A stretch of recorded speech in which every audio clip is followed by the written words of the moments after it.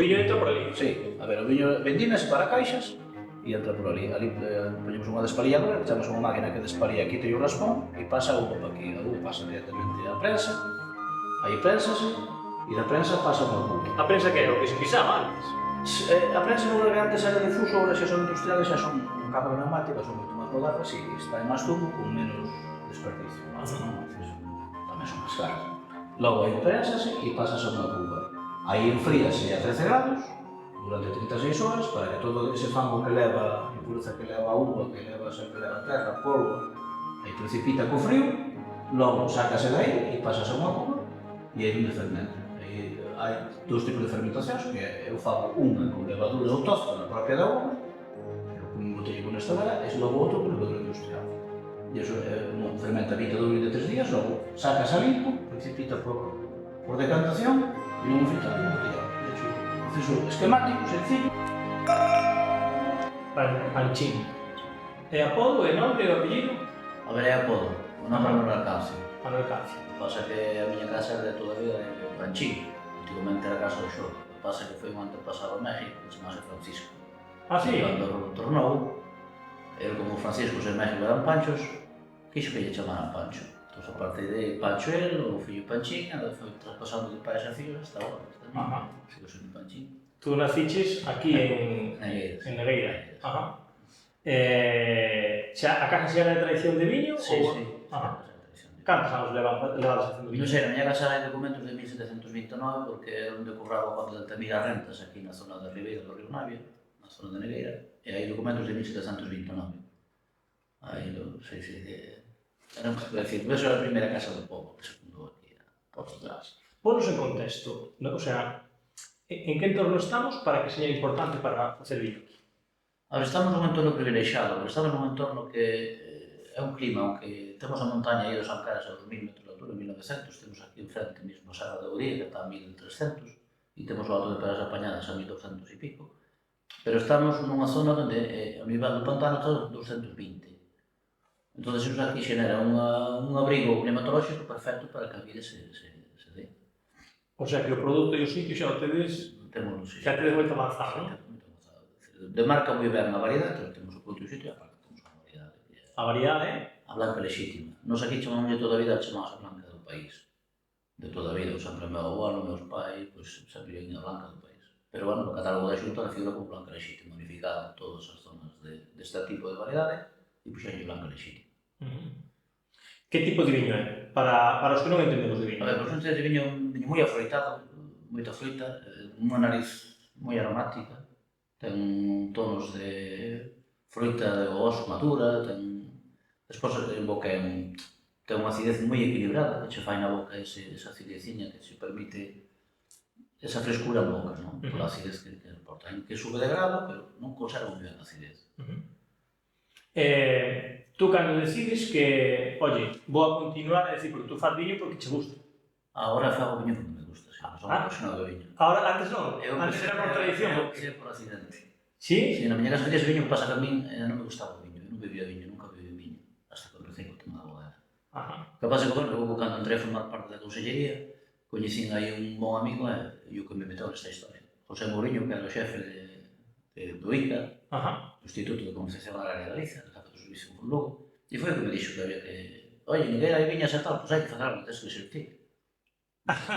E tú non me gustou viño e xa fan aquí en tu bobo, ligado. Entón digo, non, obrigado non, vai ser viño un monólogo de Ribera Sacra e o presidente do Consello Regulador e fizemos unha prova na bodega Bella, esa vieja, e a prova que se fez saliu espectacular.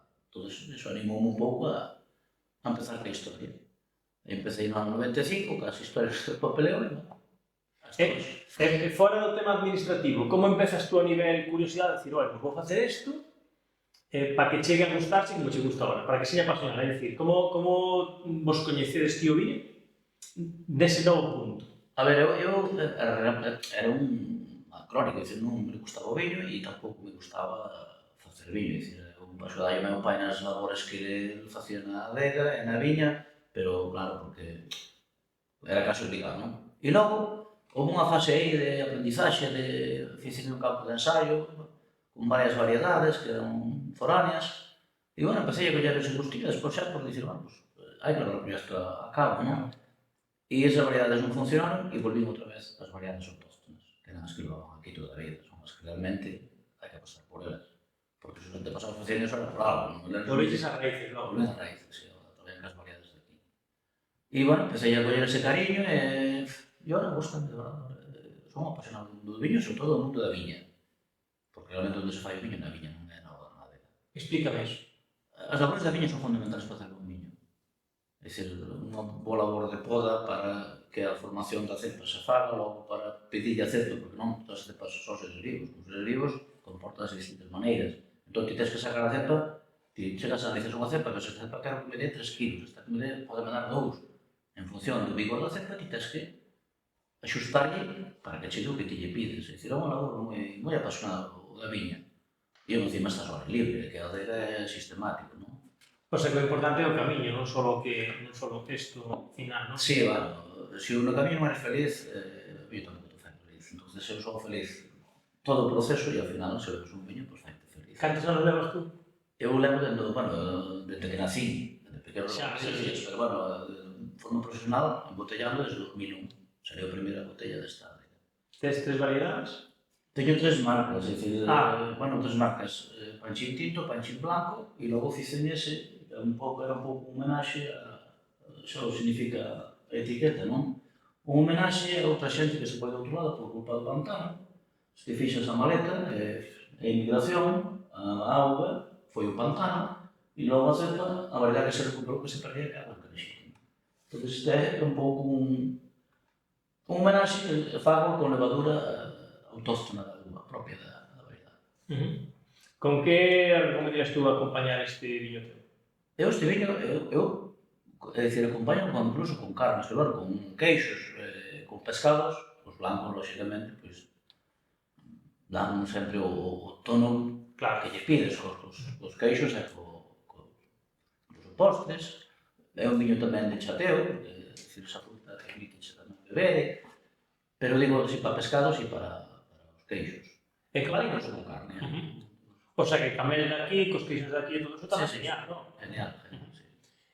Como o vendes? Te comercializas logo a través de... A ver, eu teño algún comercial, é dicir, teño comercial en Ourense, teño comercial na zona da Coruña, e logo, como é pouca produción, distribuyo por aquí, porque a labor de distribución... A boca a boca, ao final, non? Sí, a ver, a labor de distribución aquí somos descoñecidos, aquí, é dicir, temos aquí os oscos aquí ao lado, unha zona de bastante turismo, logo temos aquí Fonsagrada de Oeiros por aí, que bueno, que fago da distribución porque me queda ao lado e encima, pois, tens un labor social, non? Claro. Socializaste con eles, pasamos o viño, levas o viño, tomas o viño, comentas, e falas das inquietudes, non é só, se ten que facer labor social, o viño ten que, é cultura, como cultura tens que facer eso. A cultura enche de historias, gostaría que me contaras unha historia daqui de Negueira, así relacionado co viño, que igual escoitaras de pequeno ou algo así. Home, historia, eu... Así... Non me conto, ainda que non sería verdade, algo que unha curiosidade. Bueno, teño oído meu pai moitas veces que o viño de antes, o viño subiu unha transformación, é dicir, leva 3 fases, non? A primeira fase era unha viticultura de autoconsumo, porque non había mercado, non? É dicir, era autoconsumo e unhas ventas así a xente que podía pagar, non? Estou falando de fai moitos anos. Logo, aquí, cando veo o pantano, conviou sistemáticamente o cultivo. Que pasa? Aí había 3.000 personas traballando, necesitaban, non había cañas de cerveza, non había outra historia, entón era só o viño. 3.000 personas consumindo viño todos os días, durante 5 anos que durou a construcción do pantano, demandaban moita cantidad de viño. Que pasou? Que empezaron a ver que ese mercado, ese viño, ese excedente, que podía reportar unha economía un pouco máis a economía da casa. Entón, empezaron a abonar as cepas e a pedirles máis as cepas. Entón, que pasa? Que esa calidade que daba, que dicía meu pai, que ardía nun candil, o quentaba, que se extendía, ese era a regla, non?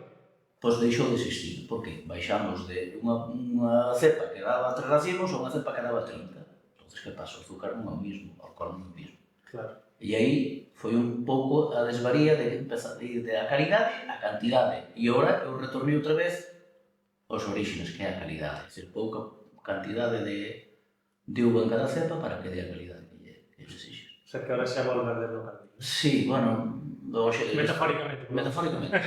Este ano teño algún viño de 14,4 grados. 14,4, que eso fai uns anos era impensable. Pero é certo, podese facer incluso demais, se deixas madurar. Tes alguén que continúe co teu legado nun futuro?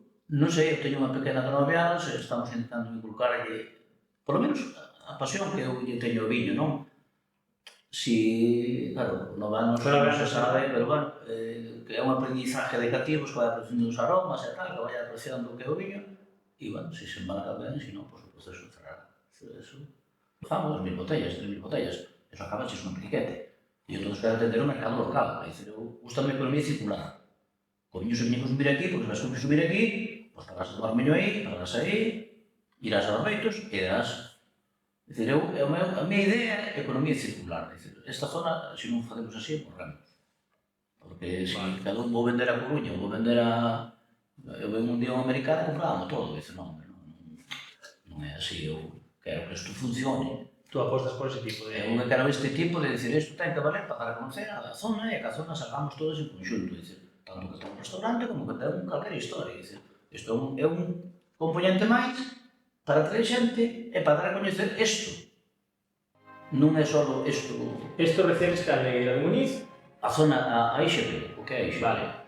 Entón, imagínate que eu non teño ni idea, veño aquí, xa coñezo o teu viño porque te veño a ver, e agora che digo, oye, dime que máis fago que me vou quedar hoxe mañana. Mira, podes unhas rutas aquí de senderismo espectaculares, non están o suficientemente publicitadas como tiñan que estar, porque, bueno, hai un desinterés tamén, non sei, a nivel administrativo e non están publicitadas como tiñan que estar, pero tens moitas cousas, un paisaxe espectacular, o pantano ten un potencial increíble, e xa che digo, logo... A gastronomía é moi buena, A gastronomía comes de maravilla, en calquera dos 3 establecimientos que hai de comida comes de maravilla, e non sei que máis podemos pedir para que isto despegue, é dicir, que temos todo, temos paisaxe, temos produtos... Ahora, ademais, está moi ben mellorada a carretera, que entendo que estades...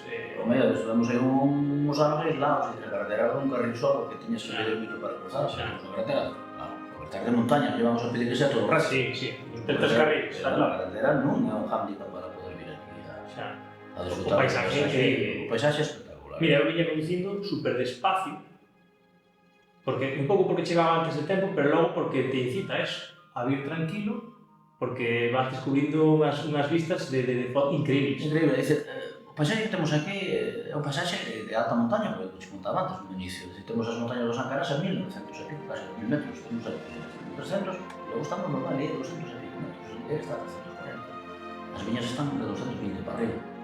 E ese paisaxe que verás Ancara, tenno, é máis espectacular, pero con tanta altitud de montañas non, eso non é... Isto é privilexiado isto. Por eso digo aquí, pola xente, polo paisaxe, polo clima, por moitos componentes. E porque non son aquí, por todas as cousas. Oye, gustaría probarlo, non? Bueno, vamos a probarlo. Saúde. Espero que che guste.